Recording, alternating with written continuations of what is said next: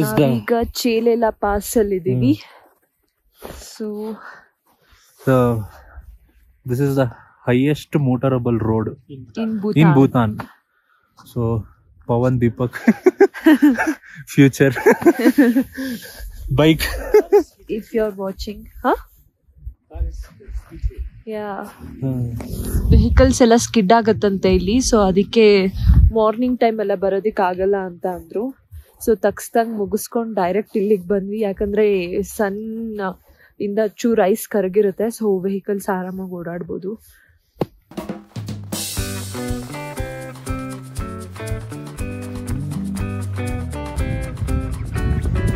Frozen ice, frozen water, snow,